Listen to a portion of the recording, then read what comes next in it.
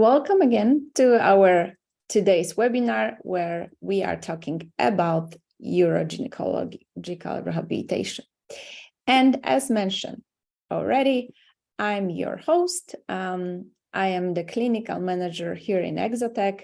I'm a physiotherapist and researcher, and the pelvic floor disorders are one of my favorite subjects, my favorite thing to explore. Also, implementing new technology in this field is quite interesting, and I think that we are pretty good with doing that. So thanks to that, the physiotherapy in the field of pelvic floor disorders is going forward using the new technologies. And the goals of our today webinar is to get to know the EMG and the electrical stimulation in this field. At the beginning, I also will give you some intro, so you will be able to hopefully understand a little bit better how it all works.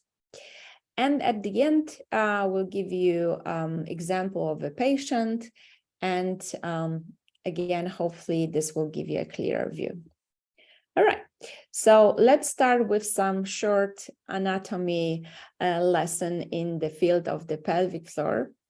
And as you can see on the screen, the pelvic floor is like a hammock. It's underneath the organs in the pelvis, and it has two basic functions. And the first function is to support all the organs.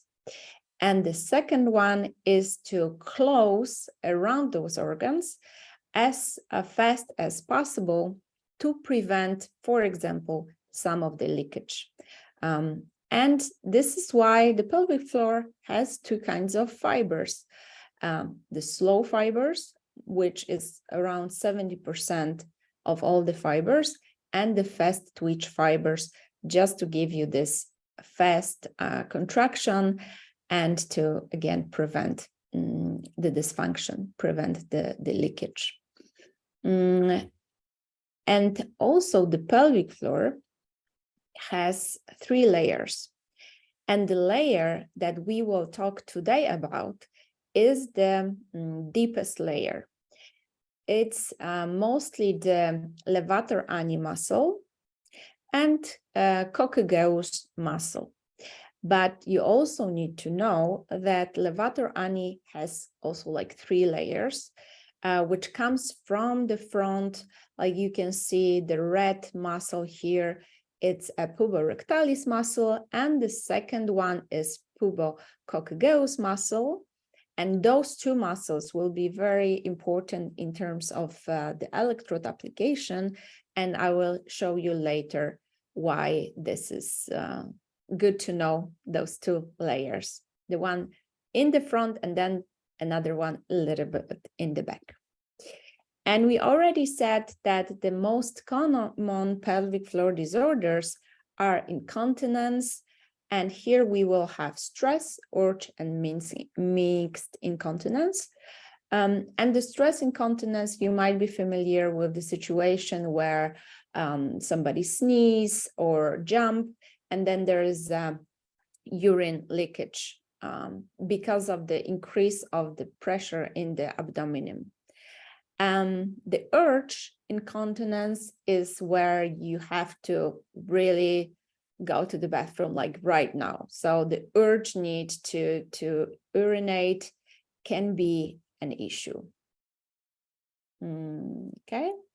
Wait just a second. We will. I will just see with the camera, or we will ask EGZOTech team to. Okay, now it's perfect. Thank you. Okay, and so the mixed incontinence is a situation where we have both stress and urge at the same time. Then the second most common pelvic floor disorder is the pelvic organ prolapse, where all the organs are just like decreasing. And the third one, the sexual disorders. And here we can help mostly with some pain during the intercourse, where the muscles are just too tight. And this is also something that we will address with the physiotherapy to relax those muscles. And this problem is sometimes even more common than weak pelvic floor. So we also take care of the situation when this is just the pelvic floor muscles are just too tight. Okay, and so let's start with the EMG biofeedback first in the pelvic floor. If you have seen our webinars, you probably know already what EMG biofeedback is, but just to give you a short information here, that is the situation where we see on the screen the activity of the muscles, and we get some visual and auditory signals with that. And this is especially important with the pelvic floor because we cannot see the muscles twitching, right? We can see the biceps twitching or other external muscles, but that it's the internal muscles. The physiotherapists do not see them contract, and the patient can also not feel them. So this is why this is important to see them on the screen. How do they react? And what are the benefits for physiotherapists to actually use EMG biofeedback? Well, to have the objective evaluation and to be able to have all the documentation of this evaluation and the therapy. That way, we can also better plan the process of the rehabilitation. So we are not only looking into some subjective measurements, like when we can measure the pelvic floor with the palpation. Obviously, we can do that as well, but we won't be able to document this quite good. We could use some subjective scales for evaluation from the palpation, but it's not going to be that sensitive as the tools as the EMG biofeedback or EMG evaluation. And for the patient, obviously, patient will also get some more benefits from using that, especially just to see the activity of the pelvic floor on the screen. Why is it important? It is important because we really can see the awareness of those muscles increasing during the therapy. It's really hard to work with active exercises or with the patient if the patient is not able to really feel the contraction and understand what does it mean to contract pelvic floor is crucial here, because we see that the patient will use other muscles, but not the pelvic floor. So this is why we will teach the patient to contract the pelvic floor and not to contract like gluteus muscles or adductors muscles. So we will teach a patient to isolate those muscles. And we will make the therapy more attractive, not only like contracting, relaxing, but we can make it even more fun, and also through games, which I will show you in a moment. The last but not least is that if the patient is repeating the same protocols, the patient can see the difference. And this is also very important among neurological patients, because sometimes the difference is so small that you would think that nothing is changing. And again, I will show you something at the end to prove that the tools are able to detect the change, and the physio, through the subjective tools, might not. And so as we go through those benefits, the question would be, okay, so what exactly are we evaluating here? So first of all, we will see if our patient is like high tonus patient, right? So there is a high tone of those muscles, or is it decreased? And as I mentioned before, If it's too high, and it happens a lot, we are living in stressful times, and the pelvic floor is just contracted all the time because of the stress. And we can see it on the EMG that the muscle tone is just increased, or it is decreased, and we can also evaluate that. We'll be able to see if the patient is contracting, how long is it the contraction lasts, is the patient able to release the contraction, relax between the contractions. And also very important is the pre-contraction reflex. And that means that, again, if we cough, the pelvic floor should activate microseconds before the pressure wave that goes from up to down will hit the pelvic floor. So we also can evaluate that, putting the EMG on the abdominal muscle and in the pelvic floor to see which muscle start to activating quicker. And again, we want the pelvic floor to be quicker than other muscles. And as again mentioned before, we don't want any compensation from the peripheral muscle. So we can look into that as well. We will use for that the Glazer protocol, a well-established protocol, which is 60 seconds rest time, then 5 phase contractions, 5 tonic contraction, and then 60-second contraction, and then a rest at the end. We can use that, or we can use other program, which is called EMG Evaluation, to give the comments to the patient and see how the muscles will react, or how the patient will react to our comments with the right activation. So we can either use the preset protocol, or we can, let's say, go freestyle and then just evaluate in real time. But if we are talking about the Glazer protocol, let me show you some of the from our software, how the Glazer protocol looks like. And you will see that we can see the activity on the screen from the muscles that we will pick. And we can either evaluate through one channel or from the 2 channels, so like left and right, or deeper or more surface muscles. So first we are looking into some basic activity, and it should be around 2 microvolts of the resting tone. Then we will ask the patient to contract and release, like we call it quick flicks. So just like contract and relax. That's what you need to do, so we can evaluate the timing and how the patient is activating the muscles. And we will ask also the patient to contract and hold the contraction to see if the patient is able to hold the contraction, how the contraction looks like, if it's more of a stable contraction or more variety of the activity here. And we will do those 5 times as well.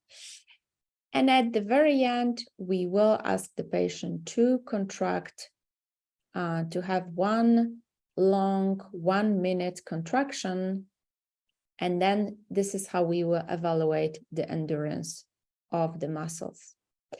After those contractions, we will again ask a patient to stay relaxed for 60 seconds to see how the muscles react after the training. How do they look after the training? And through this protocol, we will be able to look into the graphs. So here we have the initial rest analysis. We can look at the average value of that. And as I said before, 2 microvolts is often said to be a normative data. Sometimes 3 microvolts for men are also mentioned in the literature. But we can see if the patient is around that or is it way higher. We will also look into the coefficient of variability, which is if the contraction was stable or was it fluctuating. So up to 20%, we can say it was more or less stable. And in this phase, we will also calculate, or the automatic algorithm will evaluate and give us the contraction threshold. So that means that in another exercises, wherever the patient is going through that values, above this value, the software finds, calls it a contraction, right? So automatically finds a contraction. I will show you later why is this also a very interesting feature. And here in this protocol, we actually look at the two channels. So the patient had electrodes, which is able to evaluate left and right side. Then we have those 5 flicks that we look into. And what is also important with the Glazer protocol is that we look more on the graphs than on the numbers. The software will give us the red flags here and there for us to give the like more or less information about what to look at. But I would suggest to look at the graphs especially. So we can see that the patient was able to contract quite quickly, although not quickly enough, because the activation time here is should be around half of the second, and it's a little bit above. But again, definitely the relaxation phase is longer. And it also can be seen in the numbers that it's over 1 second. So what we can see here that there is a small issue with being able to relax the muscle right away after the contraction. So that's the first thing we will practice with our patient, to be able to relax quickly after the contraction. Between the contraction, I can see that the patient is able to go back to the initial relaxation, which is good. And the level of contraction is not that bad as well. And again, as a reminder, we always first ask about the symptoms, and the evaluation should confirm the symptoms, right? We don't treat the numbers, we treat a patient. So that's always something to remember. We also can look into the difference between left and right side in the values that are like maximum average values. And we could like say here that up to 20%, the difference between left and right is still okay. But we've seen larger differences than 20%, and then also should be a way of establish our assessment of the patient, right? So after evaluation of the patient, we assume that there might be some asymmetry between left and right, and the EMG might confirm that. Then the third phase of the evaluation would be the longer contractions. And here we also can see that the relaxation phase is a little bit too long, like the patient is not able to relax right away. She's just like, relaxing slowly. And we can look at the stabilization of the contraction, and we can see that it's just a little bit not that stable, but she is able to more or less keep the contraction at the same level, although the last contraction was already going a little bit like this, right? So like down. So another way we could work here is to give the patient longer contraction, but work on her endurance a little bit. So every other contraction is the same as the first, second contraction. So we really work on the endurance. With patients who have issues with the endurance of the pelvic floor muscle, you might get a leakage in the second time of the day, right? So in the morning, it's okay, but when the pelvic floor is already quite tired, then we might get a leakage. And we also can look at the endurance for like 1 minute. And here we also can see that the mentioned coefficient of variability. So as I said, to have a stable contraction, or to just like fight during the whole minute with contracting, relaxing, contracting. This is something that we can also work on with our patient, so on the endurance, and we can see how it improves. There is another way of assessing how the muscles get tired, which is linear regression. Linear regression is a value that will tell us about if the patient was like, they start at like a value and then they went all the way down. Then the linear regression will be on the minus. So we aim to have that as close to zero as possible. Then it means it goes flat on the same level. And again, we can look in the coefficient of variability to see if it's stable or not. So those would be our like endurance numbers. And last but not least, we look into the relaxation phase after those, let's say, already training. And we can see if the patient was able to relax to those basic values. And again, what's going on with the coefficient of variability? Was the patient like having a stable or fluctuating contraction?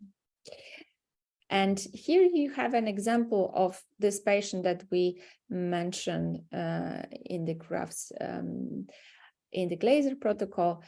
This is a patient with some back pain, with some stress incontinence a little bit, but it's a, let's say, more or less healthy patient in terms of the neurological disorders.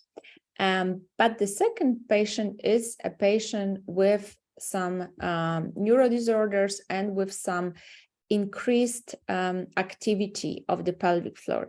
And now you can clearly see the difference between the patient without increased muscle tone in the like initial phase and with a patient who has that. So we are aiming to get the graphs to be more close to the upper part, but with, again, more relaxation, more stable contraction. And I already told you a little bit about the pre-contraction reflex. So we look at this screen here. This is from a patient that we have channel put on the abdominal muscle. There is a little bit of the heart rate as well on the screen visible. But what we can see basically is the patient is coughing here, like imitating the cough. And the yellow line is quicker, like in increasing the value than the rectus abdominis muscle, right? Because the red one is the rectus abdominis, and the yellow is the pelvic floor. So this is how we can evaluate. Oh, this is perfect. Yeah, that's a perfect contraction, that the pelvic floor is reacting to the contraction the way they should. You always ask about the electrodes. So we have couple types of electrodes. So there will be vaginal electrodes, rectal ones, and surface electrodes. And the difference between them is that we have one channel, those one here. So with the silver plates here, electrodes, and then we have the gold electrodes, which are two-channel electrodes. And the silver one, they actually have some nickel in it. So we should use the gold ones if the patient has some irritation, it cannot have the nickel. And also the red ones, like I said, are two channels. So we can use them for different purposes. And now the anatomy lesson will be useful because now you can see that this electrode, it's actually a view from the bottom. So you can see that the red and black will be something that we can assess or have electrical stimulation of the puborectalis muscle. And the gold ones will be a little bit like deeper and will evaluate the pubococcygeus muscle. And I recommend to use this channel for electrical stimulation because those electrodes are a little bit bigger. And for EMG evaluation, we can use both channels. There are other electrodes like rectal probe 2 channels, and we can use that for EMS and EMG, both of those channels. They have quite big electrodes. And then we have this 2-channel electrode.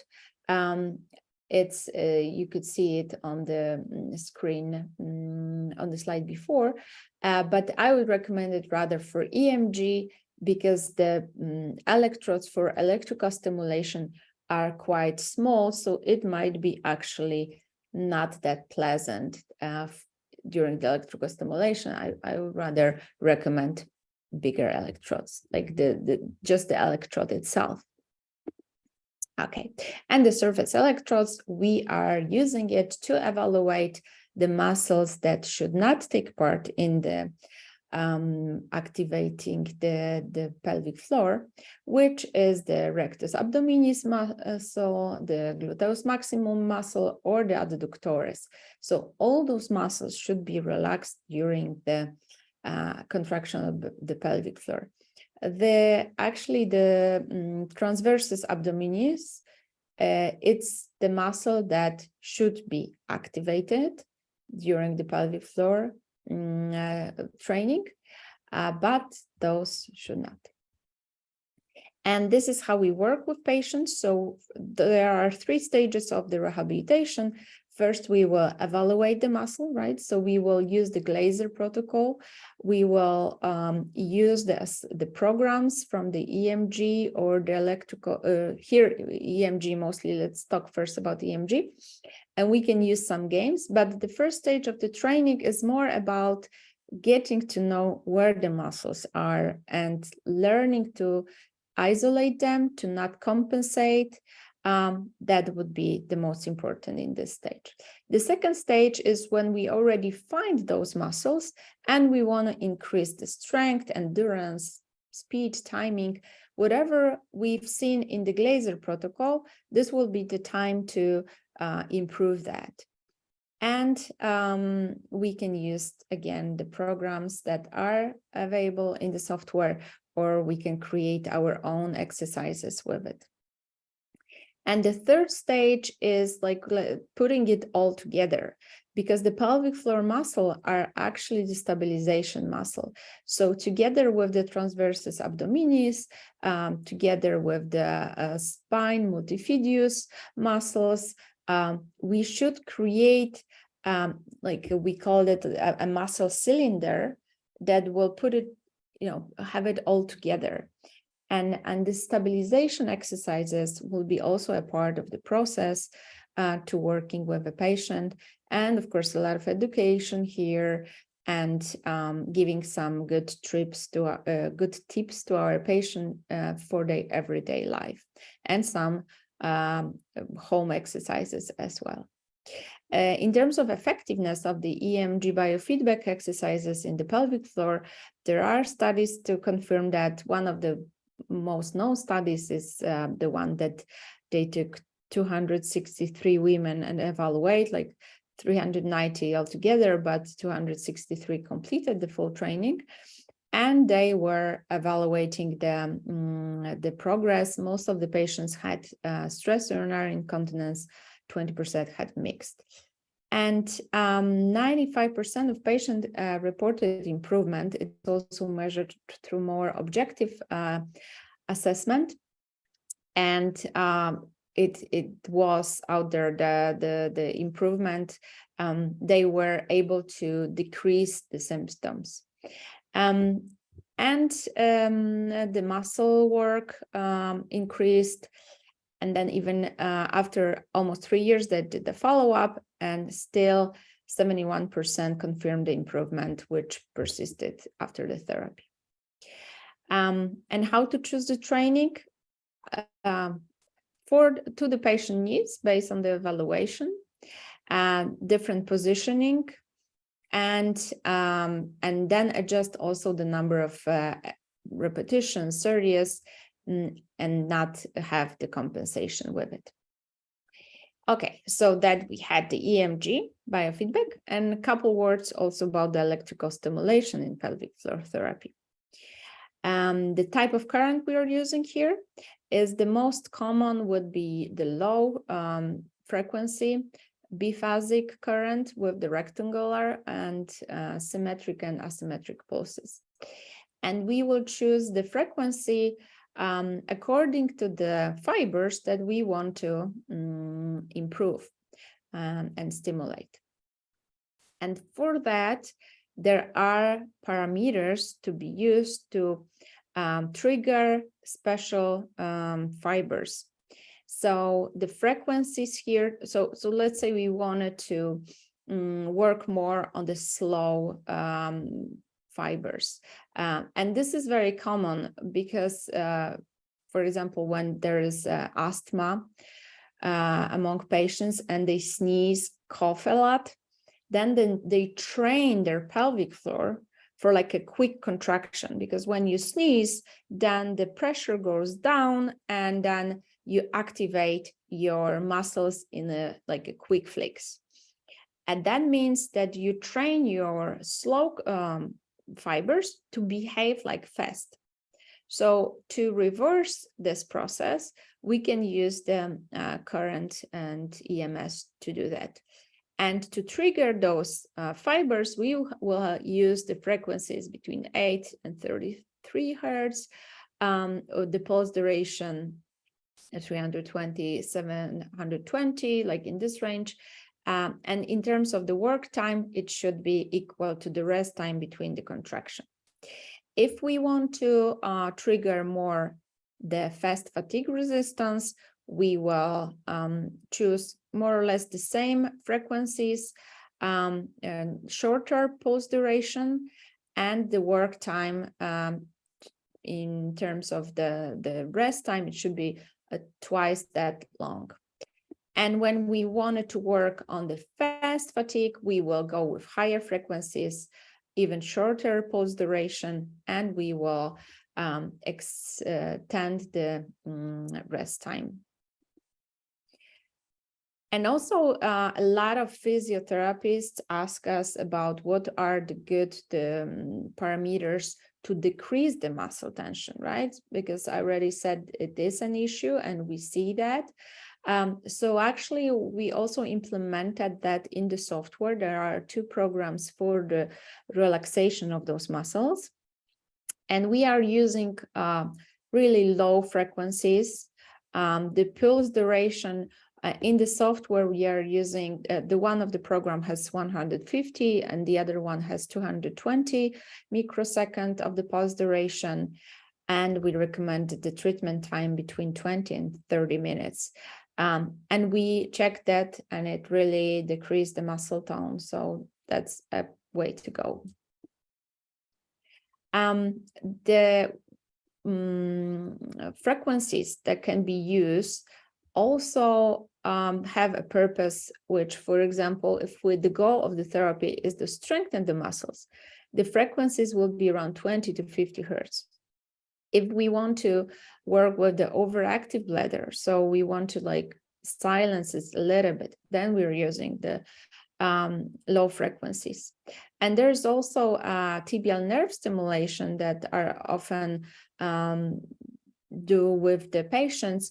So we can stimulate this nerve, and I put here how it goes through the body and end up in the pelvic floor. And we can use with this stimulation for overactive bladder or urgency or urge incontinence.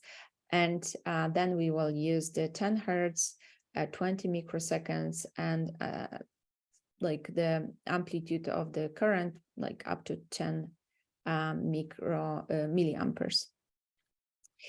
Okay, and obviously there's always a question in regards to contraindications, so I listed them up here. It's also good to always be in touch with the doctor of the patient to see which of those contraindications are up to discussion, right? Because, for example, neurological disorders can be both contraindication, but also indication, right? We work with the neurological disorders and have successful therapy. But again, this is something to discuss with the doctor. If we have some concerns, we always can work with the EMG biofeedback. It's the more safe approach, for example, after the prostatectomy, so after treating the cancer. And what can we show to our patient? For example, we can choose. So again, in the software of the device that we're using, so in Stella BIO, we have the whole section for the pelvic floor. And there we will have the electrical stimulation, so already pre-programmed, so you don't have to worry about the right parameters that you have to choose. They will be there already. Something that is unique, it's electrostimulation triggered by EMG, and I will show you in the next slide. EMG biofeedback with the Glazer protocol, as mentioned before, or EMG biofeedback games. So you can see one of like programs that are widely used among physiotherapists that are using our device is the EMG electrical stimulation. So the patient needs to activate the muscle, and then they will receive the electrical stimulation. So the patient needs to be active, but it will get additional, let's say, stimulation. So they will know where those muscles are. So we can use this program, especially with the patients who are like able to contract, but the contraction is very weak. So we can kind of like increase this contraction. Here there is an example of the EMG biofeedback program. And here you can see that they are working with the pelvic floor, which is the yellow one, and with adductors.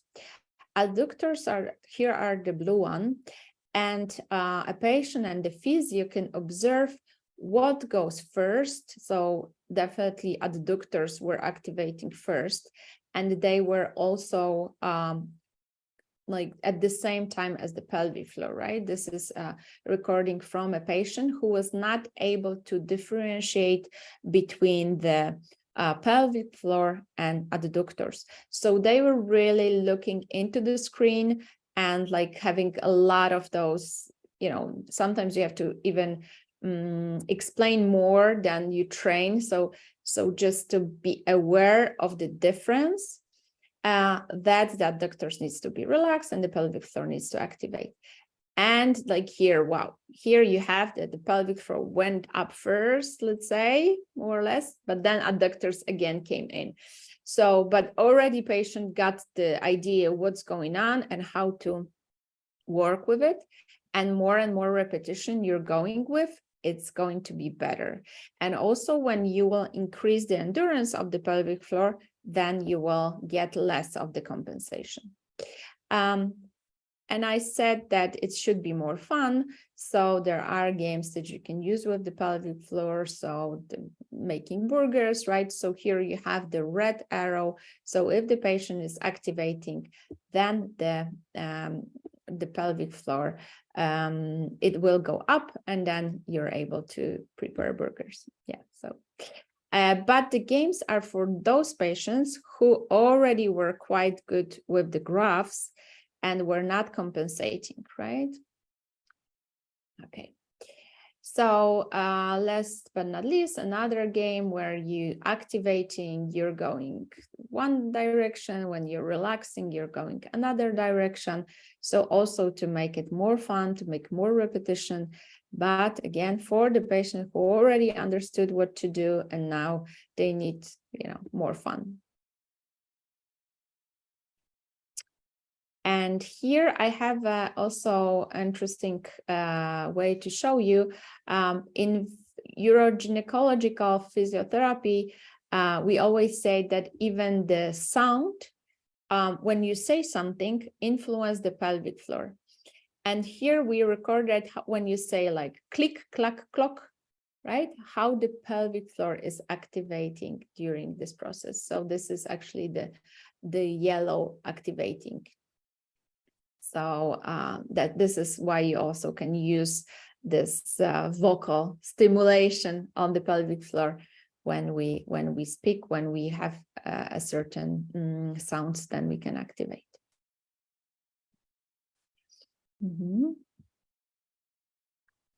And I told you that at the end, I will also discuss some neuro patients. And this is a patient after spinal cord cancer surgery, complaining of the stress urinary incontinence, the problems with the bowel, and do not have the catheter at this point. And I will show you graphs from 2 exercises which were apart around 4 weeks. And this is why the algorithms are useful. If you look at the screen on top, you will see that first of all, the channel, the orange channel, is way higher than the yellow channel. And both are the vaginal electrode, right? This is the same vaginal electrode. And this is what is the difference between 2 channels. And you can even see it here. So maximum channels, the maximum values are 523% difference, and the mean values are 514% difference. So it's a huge disbalance in the pelvic floor. And also you can see that the red channel was the rectus abdominis. And you can see here that the rectus abdominis has contracted and was activated during the contraction. And here the pelvic floor did not contract because the algorithm could not find the moment of activation and disactivation, the count, the activity time. There's like no numbers here because it could not detect the contraction. And after working for some times, the situation just got different. So the rectus abdominis was not contracted and the pelvic floor got contracted. And here you can see the time when it contracted. So at 10 seconds, it turned on, and at 12:93, it turned off. So we have 2 seconds of contraction of the pelvic floor. And for the spinal cord injury or spinal cord after surgery patient, that's already 2 seconds of activating the pelvic floor that she could not activate before. And this is why the algorithms can give us some even very small changes that we could maybe not detect with our eyes, even on the screen, but the algorithm will detect that. So it just kind of gives us the hope that we're going into the right direction. Also, the difference between the 2 channels has decreased to 300%. So we see that the disbalance in the pelvic floor also has changed. And just to also encourage everyone to not only train in the lying position, but also in different positioning with some equipment, to look at the screen, to activate in different positioning. This is the picture to show you that our patient and physiotherapists in Poland are very creative, and I encourage others to do as well, because we can see the EMG activity. The Stella BIO device is on the belt, so you can walk, you can jump, you can make squats, and at the same time observe the screen for the activity of the muscle and evaluate even in everyday life. Perfect. Okay, so we got to the question and answer part. Thank you for being so patient. I know it's a lot of information maybe at this one meeting that we have today, but it's a wide topic, right? And the Stella BIO device and EMG electrical stimulation is a tool to help during this process.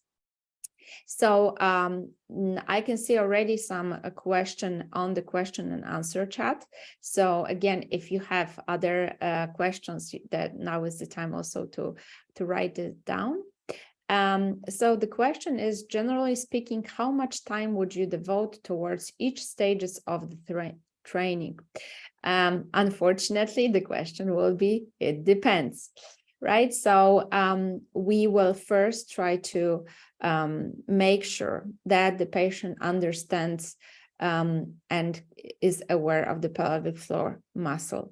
So it might be quite quickly if the patient has no neurological disorders, and this is just the motor learning phase that we are trying to go through, right? So the motor learning phase, so the first stage can be quite quick. The second stage, when we train the endurance, we train the strength, will be up to, like, let's say, it's like, again, going to the gym. So we should have first results after 4 weeks. And after 3 months, we should say, okay, the muscle force increased, the endurance increased.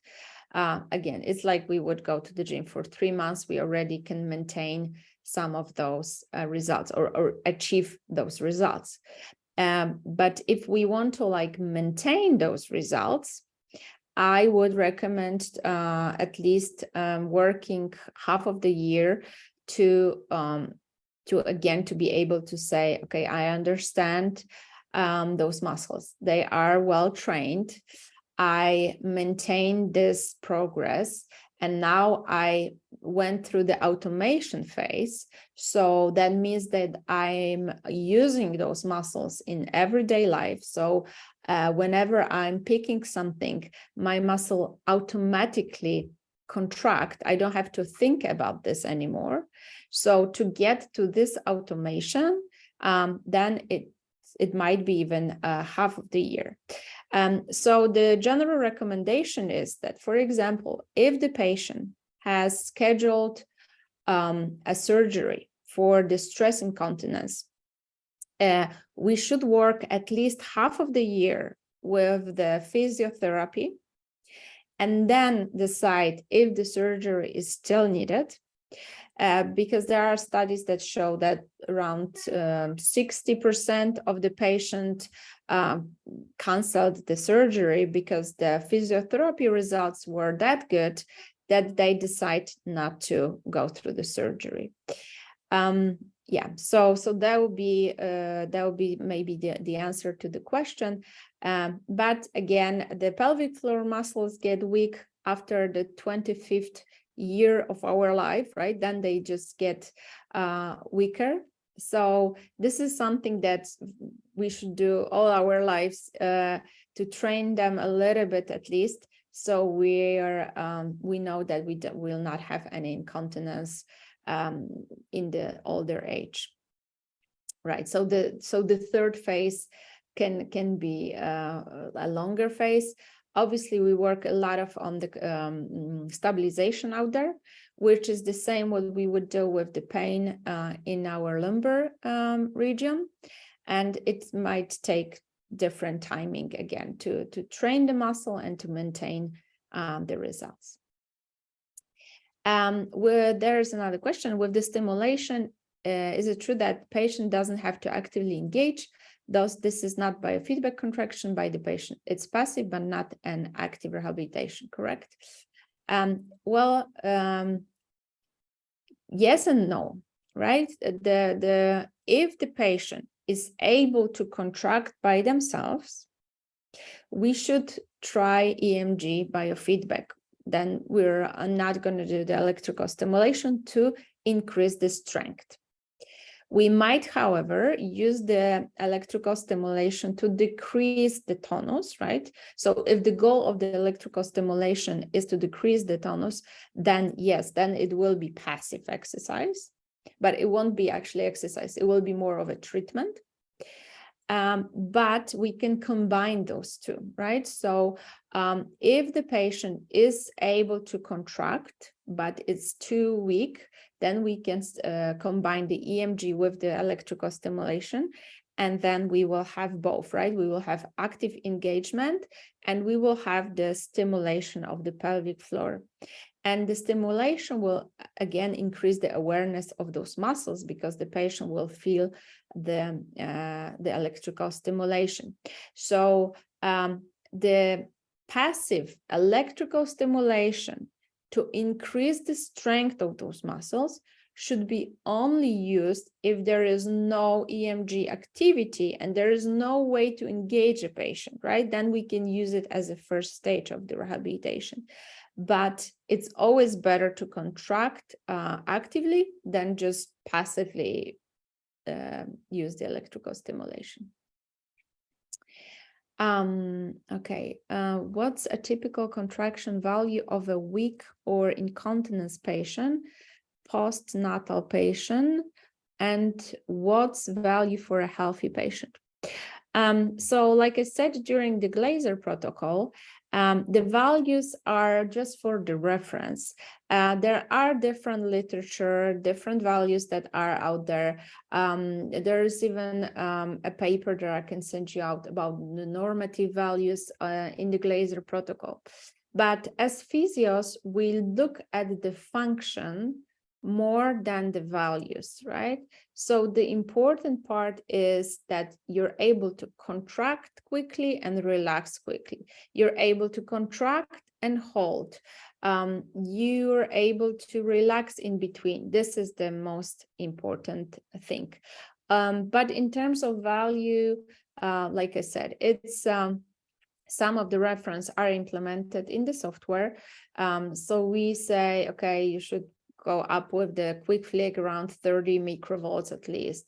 You should go up to minimum 10 microvolts in the contraction phase. So this can be more or less of the reference, right? Because if somebody contracts on the level of 3 microvolts, 4 microvolts, that's a low number.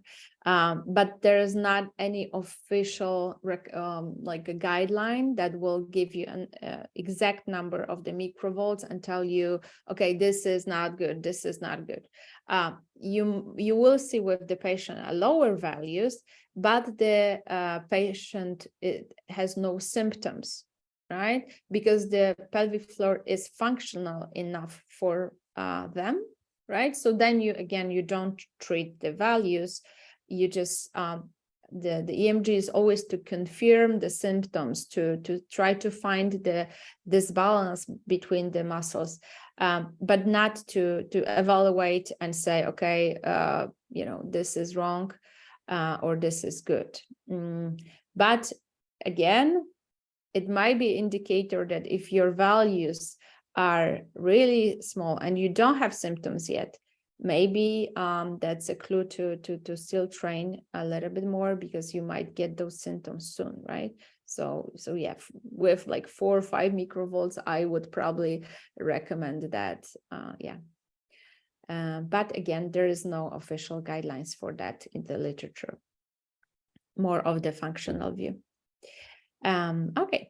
Anything else that I can answer today? Of course, the webinar will be recorded, or is recorded right now, and we will send you the recording, so you can always look into this later as well. Okay, if there is no other questions for today, I want to thank you for being with me today. And if you have any questions, you can always email me after the webinar, and I will try to answer your additional questions or send you some materials that you will find interesting. I think the good news is that a lot of the stuff that I mentioned today is already implemented in the software. So once the physiotherapy has the device, they don't have to know like really precise parameters, because we already implemented some nice programs out there that we know work. And especially in Poland, we have a lot of physios using Stella BIO device with their pelvic floor patients.